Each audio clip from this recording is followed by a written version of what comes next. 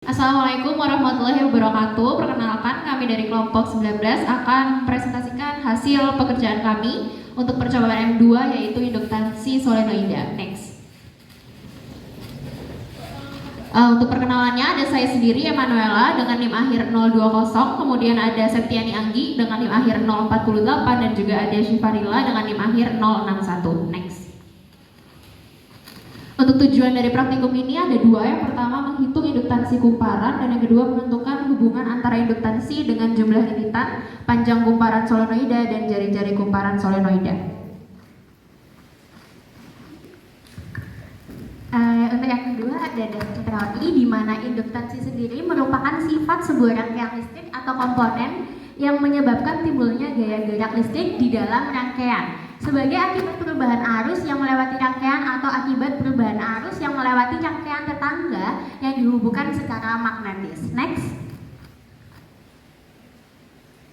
Dan di sini ada persamaan yang digunakan yaitu L sama dengan mu 0 kali mu kali pi n kuadrat per L. Next. Alat dan bahan yang kami gunakan ada 17 seperti yang tertera pada slide. Next. Dan kemudian prosedur percobaan akan dijelaskan oleh Syifa. Untuk yang ketiga yaitu prosedur percobaan.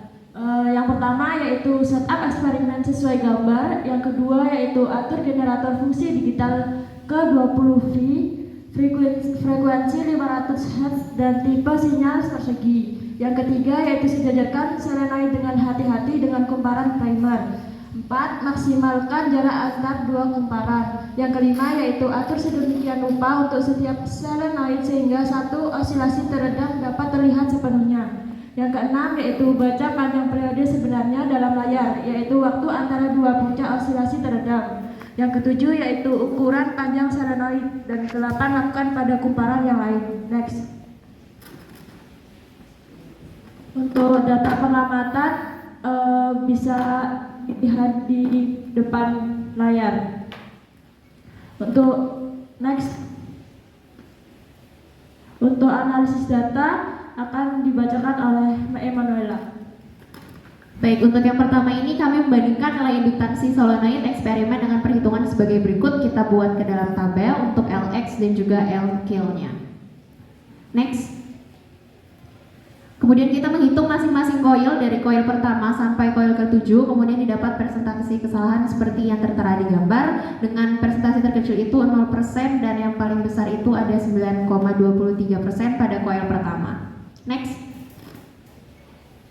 Kemudian untuk Lx tadi dan juga L-chalk itu kami rubah ke dalam bentuk grafik dan diperoleh regresi linear sebagai berikut. Next. Kemudian untuk poin yang kedua, kami menentukan hubungan induktansi dan jumlah lilitan.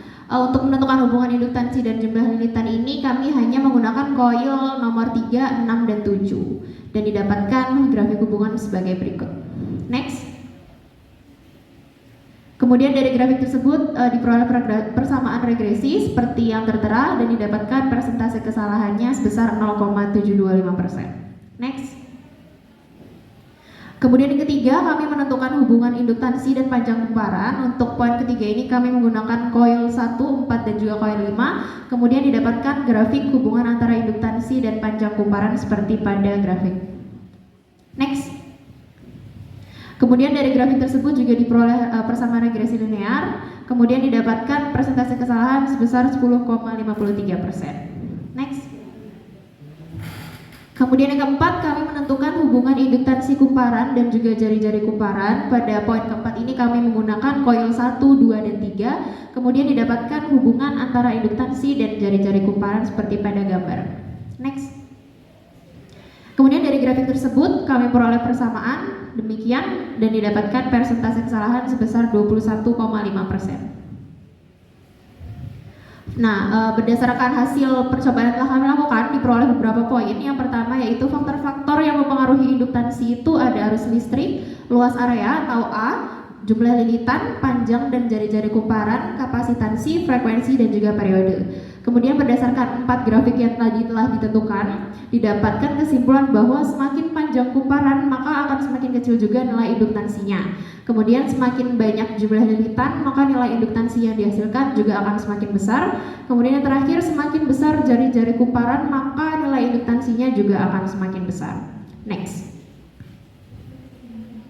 Kemudian untuk kesimpulannya, berdasarkan tujuan yang telah kami sampaikan, yang pertama itu untuk kumparan 1, kumparan 2, kumparan 3, kumparan 4, kumparan 5, kumparan 6, dan kumparan 7 didapatkan hasil L atau induktansi seperti yang ada di slide dan juga persentase kesalahan seperti yang ada di slide. Kemudian yang kedua, semakin banyak jumlah lilitan, maka semakin besar nilai induktansi yang dihasilkan. Dan semakin panjang kumparan, maka nilai induktansinya juga akan semakin kecil. Dan yang terakhir, semakin besar jari-jari kumparan, maka nilai induktansinya juga akan semakin besar. Sekian dari kelompok kami, kurang lebihnya mohon maaf. Wassalamualaikum warahmatullahi wabarakatuh. Assalamualaikum warahmatullahi wabarakatuh. Perkenalkan, kami dari kelompok 19. Kami akan mempresentasikan mengenai solenoid lock door. Next. Untuk perkenalan sendiri ada saya Emanuela dengan NIM akhir 020, kemudian ada Septiani Anggi dengan NIM akhir 048, dan juga ada Syifarila dengan NIM akhir 061. Next. Untuk percobaan ini, alat dan bahan yang kami gunakan yang pertama ada kumparan, kemudian ada pisau, ada PVC, ada gergaji, tang, timah, dan juga skakel. Next. Ini gambarnya, yang pertama ini ada kumparan, ada pisau, ada skakel, kemudian ada PVC, ada gergaji, tang, dan juga ada kawat. Next. Dan yang ada di slide itu adalah hasil solenoid lock door dari kelompok kami. Next. Kemudian prinsip kerja dari solenoid lock door ini. Pertama, terdapat kawat tembaga yang dibentuk menjadi kumparan yang di dalamnya terdapat aluminium yang digunakan untuk lintasan. Ketika kita mengaliri sebuah kawat tembaga dengan arus, maka akan ada medan listrik di sekitarnya. Dengan kaidah tangan kanan, maka medan listrik yang dihasilkan akan mengelilingi kawat tembaga yang ada karena kawat tembaga dibentuk melingkar. Maka medan magnet akan terus melingkari kawat tembaga. Sehingga ketika ada besi yang dimasukkan, maka besi tersebut akan bisa menembus lapisan PVC dan bisa dijadikan slot. Kumparan yang ada harus dialiri arus DC dengan melalui amplifier. Solenoid lock door menggunakan arus DC yaitu arus listrik searah. Dan untuk hasil dari solenoid lock door dari kelompok kami nanti akan kami lampirkan di akhir video. Sekian dari kelompok kami. Maaf jika ada salah kata. Wassalamualaikum warahmatullahi wabarakatuh.